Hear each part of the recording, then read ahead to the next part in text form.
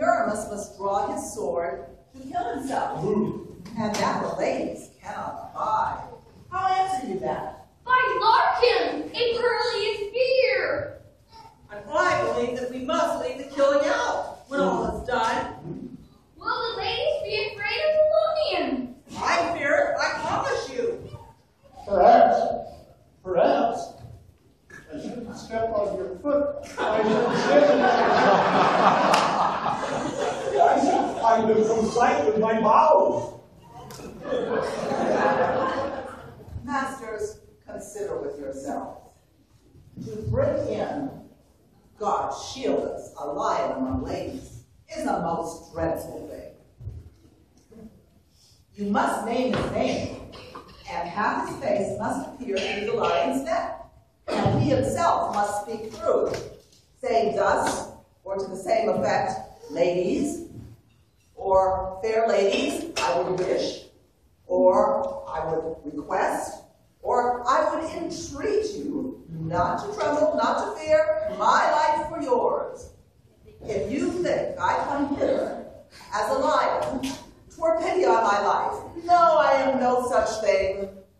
I am a man as other men are. And thereupon, let him name his name, and tell them plainly that he is Slave the joiner. Well, that will be so. But there is one hard thing. That is to bring the moonlight into the chamber. For you know, Pyramus and Disney meet by moonlight. Does the moon shine that night? We play a play. A calendar, a calendar. Look at the almanac. 5 won't shine, 5 won't shine. Yes, it does shine that night. Well, this is the ridiculous scene that our favorite hobgoblin comes upon in the wood. Being the magician he is, he cannot resist having a little fun at the clown's expense. What himping home funds have we swaggering here? And so near the cradle of the fairy queen. Speak, Pyramus. Disney, stand forward. Repeat it, Prince. Disney, the flowers of odious savors. Odors, odors. Odors, savors. At this point, the great old actor Bottom makes his exit as Pyramus. As he is off stage, Puck uses his special powers to affix the head of the donkey. That's right, the head of the donkey on the bottoms of his head. The bottom is completely unaware, of course. But look what happens when he re-enters the scene.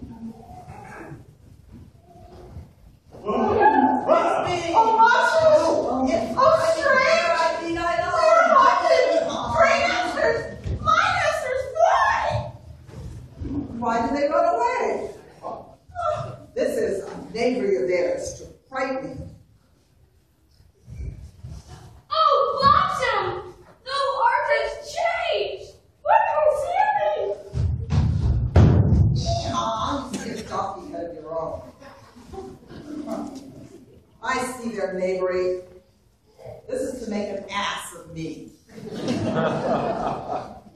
to make me afeard. Well, I will not stir from this place, do what they will. I will stride back and forth. I will sing that they may hear that I am not afraid.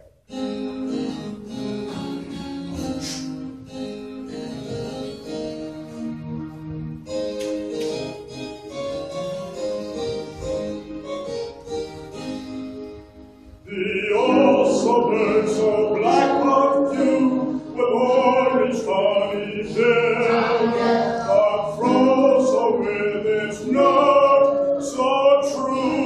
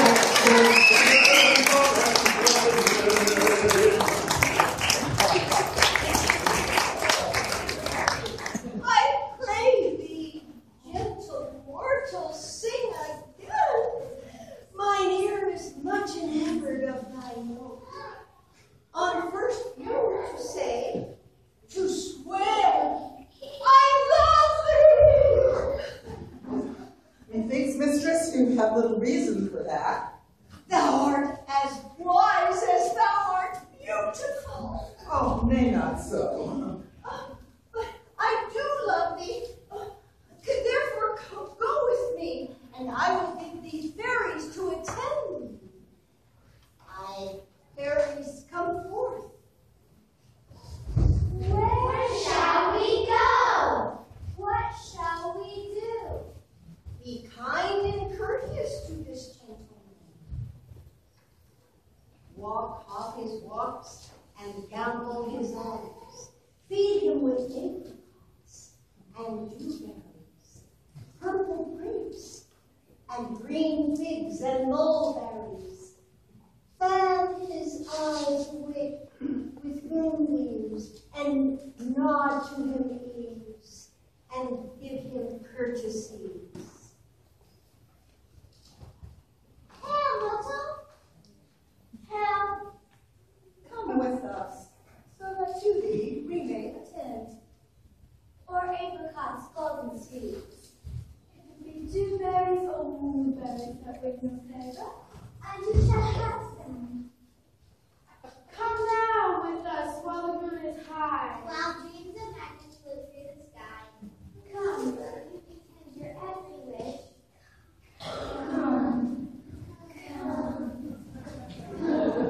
He thinks I shall.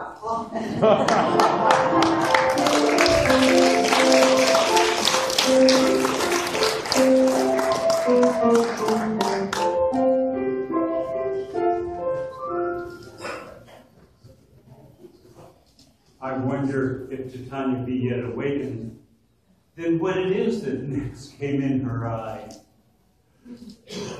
My mistress, where the monster is in love.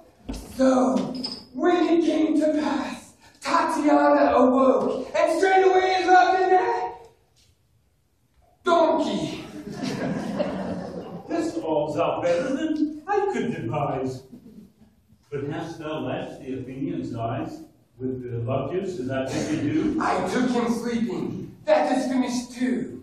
With the Athenian woman by his side, so that when he awoke, by force he might be I. Stand close. This is the same Athenian. This is the one. But not this is the man. Why rebuke you him that loves you so? Lay breath so bitter on your bitter foe. Now I would chide, but I should use thee worse. But thou, I fear, hast given me cause for curse. Thou hast slain Lysander in his sleep, your shoes in blood, fled to the deep, and kill me too. You spend your passion on a misprized mood. I am not guilty of Lysander's blood. Out, dog, out, cur, thou drivest me past the bounds of maiden patience. I pray thee, tell me then that he is well. And if I could, what should I get therefore? A privilege. Never to see me more.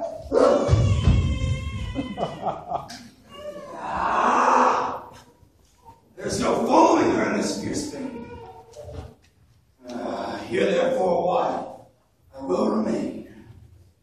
What hast thou done? Thou hast mistaken quite, and laid the love juice on some true love site. Oops. Through the wood go swifter than the wind, and Helena of Athens see thou find. By some illusion, see thou bring here, I'll turn his eyes against you do appear. I go, look at I go, faster than the arrow from the Tartar's bow.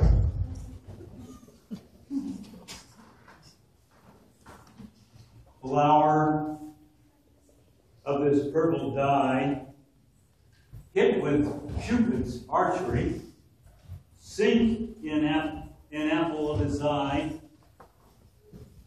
against his true love he espied.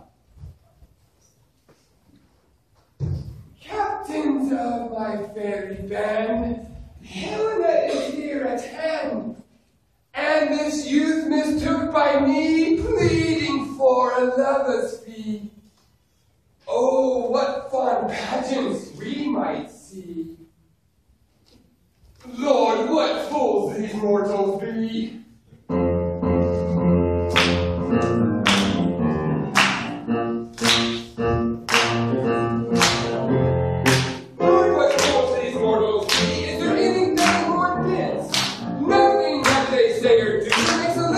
common sense. Oh, what imbeciles went out with what they would say. I can't believe what one of them makes through us today.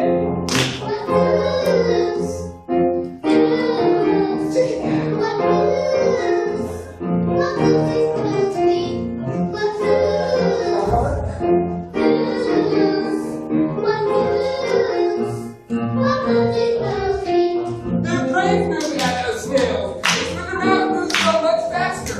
Each human that I overhear is a babbling disaster. They have the best of everything, but none of them they earn. You think they get a hint something, these people would never learn.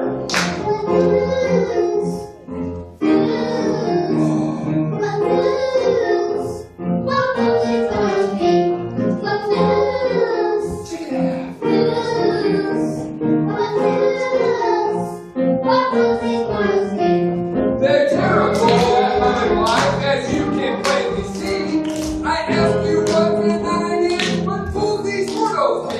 They bring a darling test of love, as you can plainly see. I ask you what and then again, what fools these mortals be?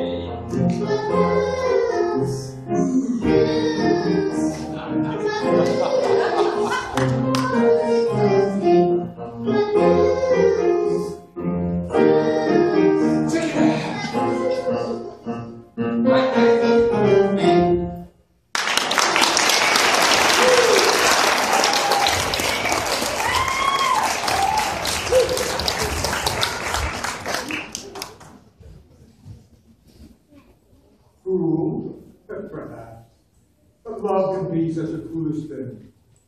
So you can see what happens. Lysander and Helena enter the clearing where Demetrius is asleep. Lysander is proclaiming his love for Helena. I love you, Helena. Well, he says so loudly that he wakes the sleeping Demetrius, who, upon awakening, sets his love potion eyes on Helena. So now, oh, you guessed it, both Demetrius and Lysander are in love with Helena. Oh, Helena, goddess, nymph, perfect divine. So what, my love, shall I compare thine? Oh, spite, I see you are all bent to set against me for your merriment. Yeah, you see, she thinks that both Lysander and Demetrius are now mocking her with their false proclamations of love. But because of the magic love potion, both indeed love her. Well, you know what happens next, don't you? Yes, it is for infinity. Thou art not mine eye, Lysander found. My ear, I think, brought me to thy sound. Why come you so leaving so? Why should we stay? Press go. I'm all shook up.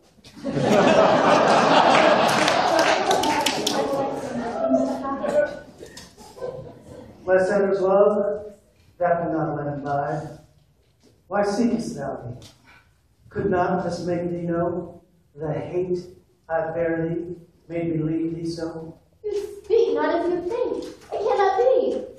Lo, she is one of the Confederacy. Now I perceive they can join all three. The fashion is false sport and sport of me. Well, there now ensues a terrible row. Helena truly believes that the other three are playing a game to humiliate her. Hermia thinks that Helena has come by night to steal her love. Both of the men are in love with Helena because of Oberon's magic potion and are ready to fight for her love. It's all quite a delicious mess, and it's all one hobgoblin's fault. Believe me, King of Shadows, I mistook.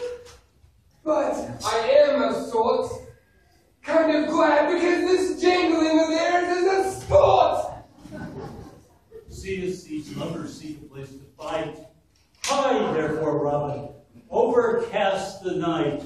Well, now Oberon starts to drop a deep fog over the world, and then to lead the quarreling lovers through the darkness, pretending to be their enemy's voice. They will exhaust themselves in fighting clouds, and when worn out, they will fall asleep once more. And Helena will squeeze the antidote of the magic potion into their eyes, and all their affection will be turned right. The quarrel and all else will seem but a dream. Helena! Up and down, up and Helena! down. Lysander! I will lead them up and down.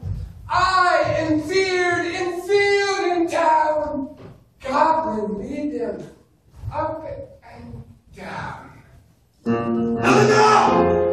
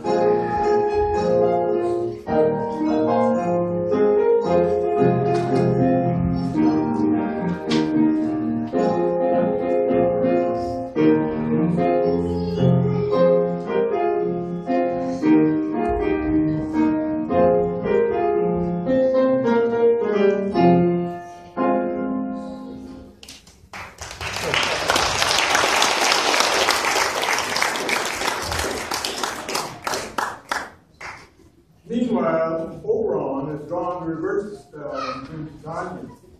He comes upon quite a scene with donkey-headed bottom enjoying the attentions of Titania's fairy.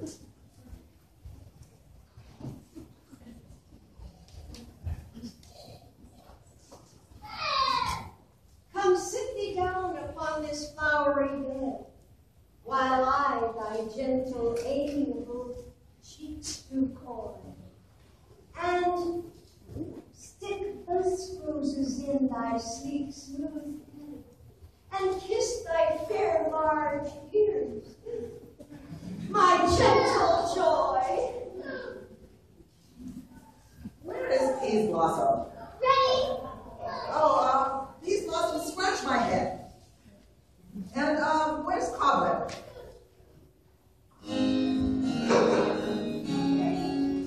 Mustard seed, willow, some berries.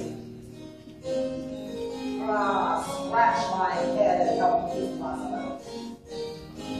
I am such a tender beast that if I hear so much as itches, I must scratch.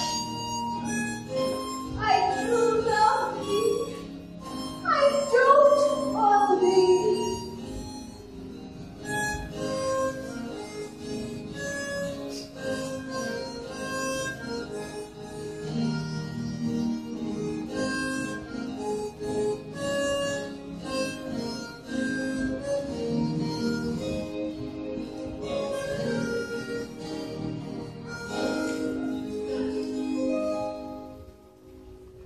Welcome, good Robin. Seest thou this sweet sight? Her toadies now, I do begin to pity. I did fall out with her and upbraid her. She has hairy temples. She had rounded with coronet of fresh and fragrant flowers.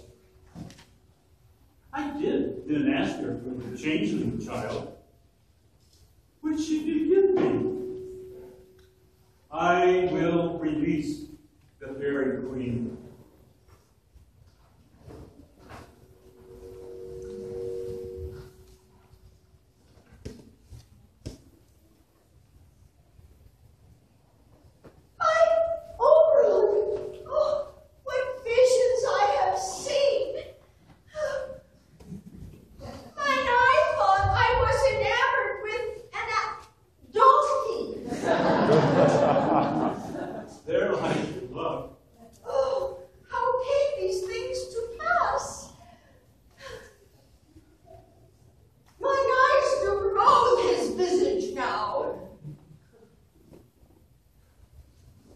Silence a while. Robin, take off his head.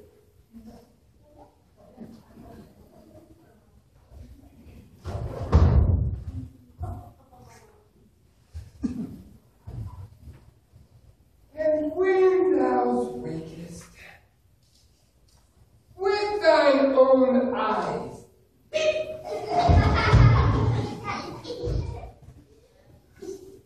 Come, my lord, and tell me how it came to pass that I, sleeping lay on this, I was found with these mortals on the ground.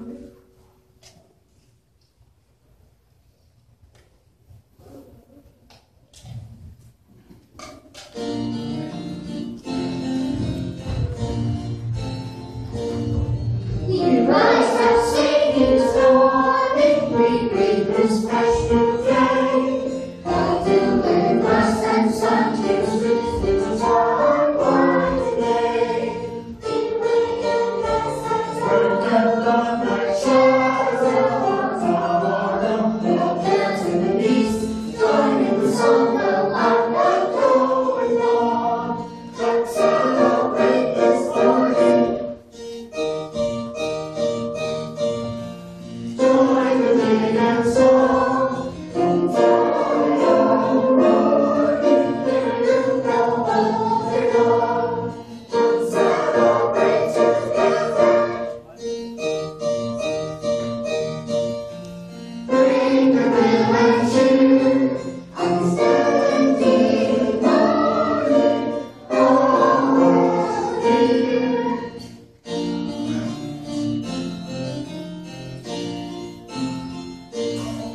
We rise up singing this morning, we drink this fresh new day. God delivered us and Son to the streets which are born today. We bring in this and upon the shadow of autumn. We'll dance in the east, join in the song of our going on. Let's celebrate this morning. Join the ring and song, and joy of morning, hear the call of the bell. Let's celebrate together. Bring the will and cheer, and standing morning, all are welcome here.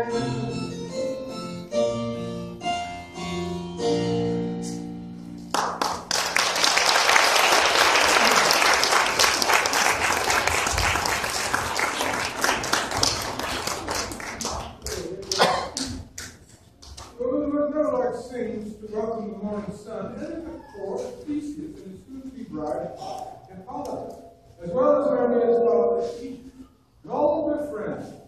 Clever Puck has managed to gather all of the sleeping young lovers into one wooded glen, still fast asleep. My lord, this is my daughter, here asleep. This is Lysander.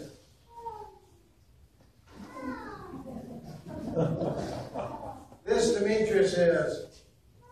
This Helena. I wonder what they're doing here together. But as you can see, Hermia's father is both confused and hungry.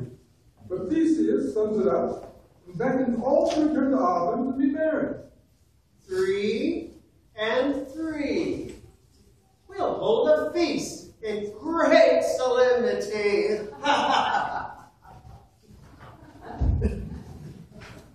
But as the young lovers inch away, we discover that even they don't exactly know which of the events from the Midsummer's Night were real and which were dreams.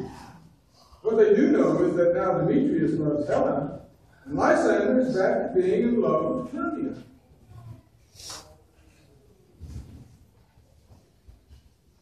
These things seem small and undistinguishable, like far-off mountains turned into clouds.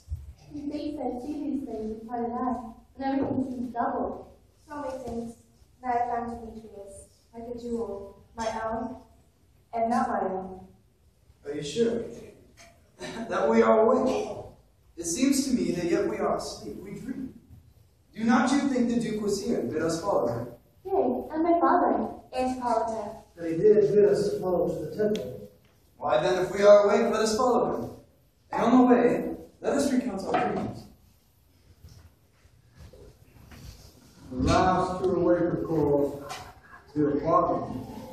Now, free of his donkey's head, but not yet free of being an ox. Well, you know.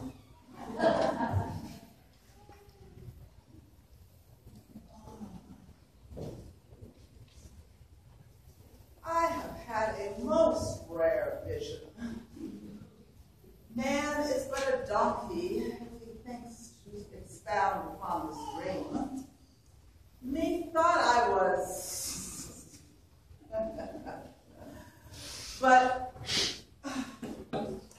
I will get Peter Quince to write a ballad of this dream. It will be called Bottom's Dream, for it hath no bottom. And I will sing it at the latter end of our play before the Duke.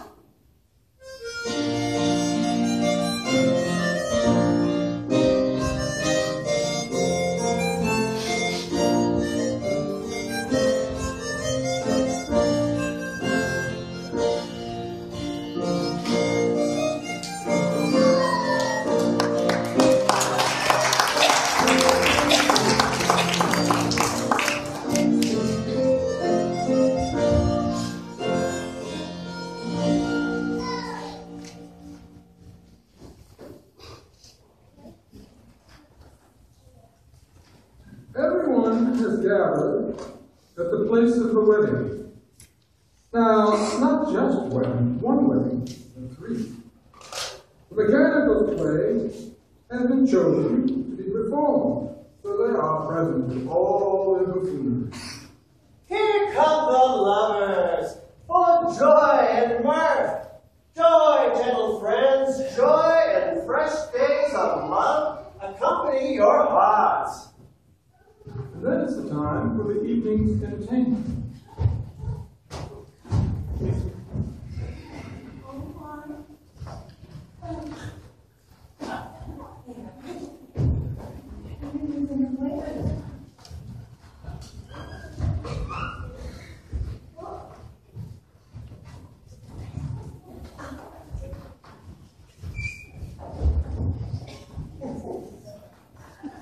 If we offend, it is with our goodwill. But you should think, we come not to offend. The actors are in, and by their show, you shall know all you want to know. Let's continue with a long and flowery prologue and leave the audience confused and amused. Gentles, perchance you wonder at this show. Well, wonder on, till truth makes all things plain. This man is Pyramus, if you would know. This beauteous lady is Thisbe, this man, with line and rough cast, doth present walk. And on it goes. Yeah, introducing this man with a lantern. A tree. He introduces the moonshine. And the grizzly lion. And quite frankly tells the entire plot of the story, right to the death of Pyramus and Thisbe. The audience can hardly contain their laughter. The wall speaks. In the same tree, it doth befall that I, Hans not running, present a wall.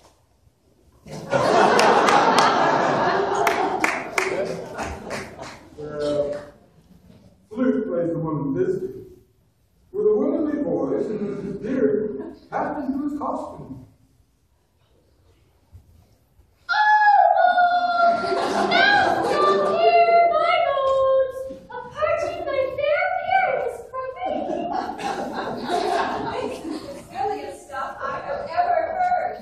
If we imagine no worse of them than they of themselves, they may pass for excellent men.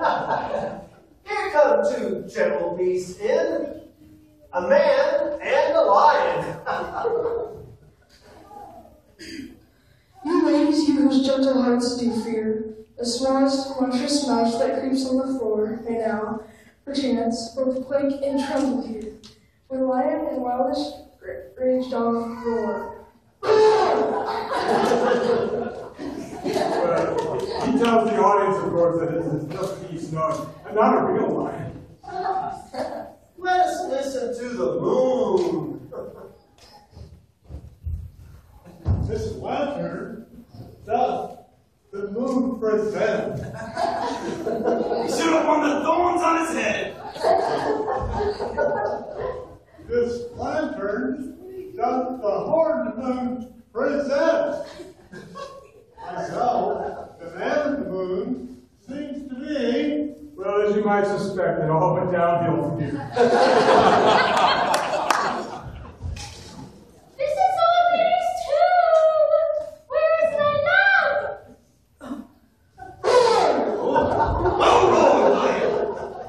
My heart does beat with pride.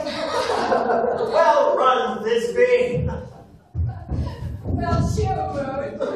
Well moused, lion. And then came Pyramus. But wait, the scent must be established with the forest. And I shall be a star. So, the lion vanished. And then Fortune, playing Pyramus, does one of the world's greatest death scenes ever to disgrace the Elizabethan stage. Thus I die. Thus.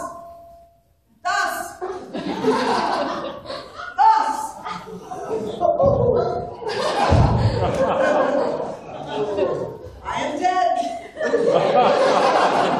I am fled. My soul is on the sky.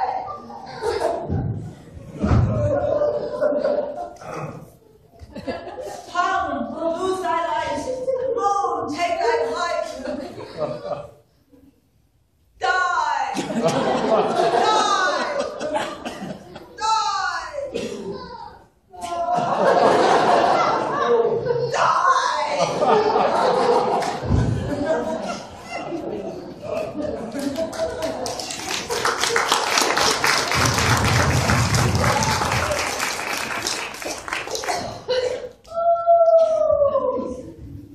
Asleep, my love? What? Dead, my love? Oh, lady, come and brew my breast. And farewell, my friend. Thus this be yourselves.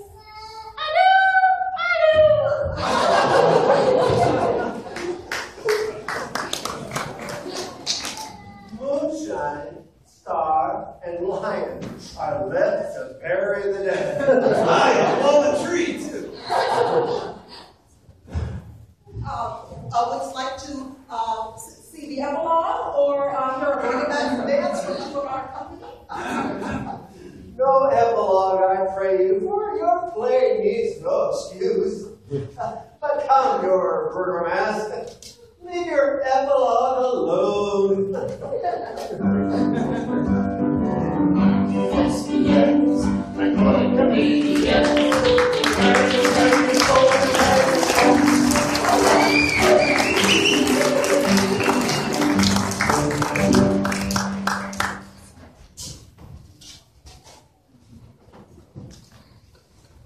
Dear friends to bed, a fortnight we hold this solemnity in nightly revels and new jollity.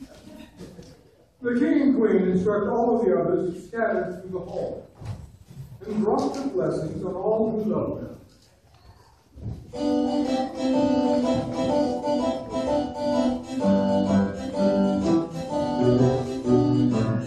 Now the hungry lion roars, let the wolf be loud and rude. While the lady bow and snores, on the weary task for doom.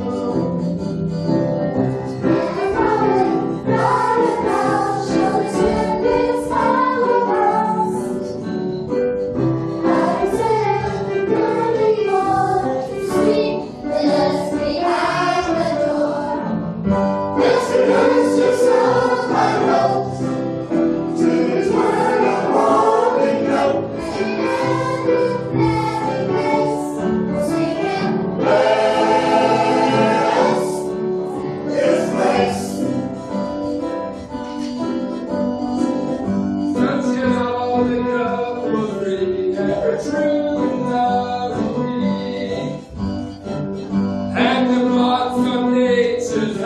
stuck within the nation's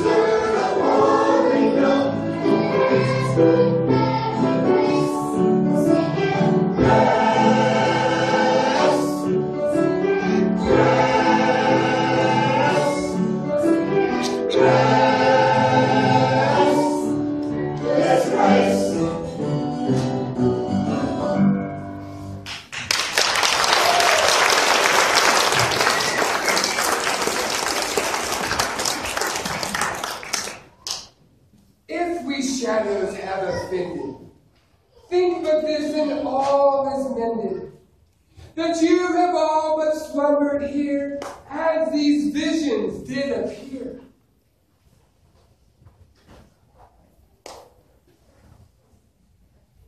And end this week in idle theme, no more yielding but a dream.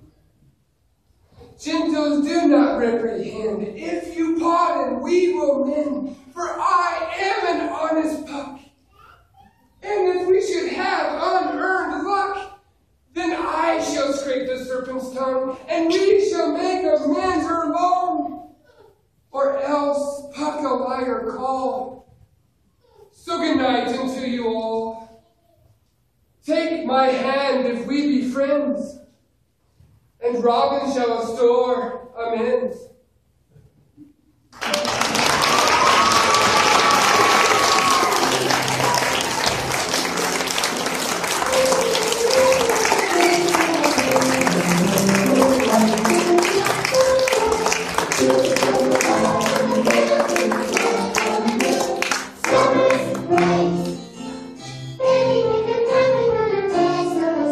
The world around me.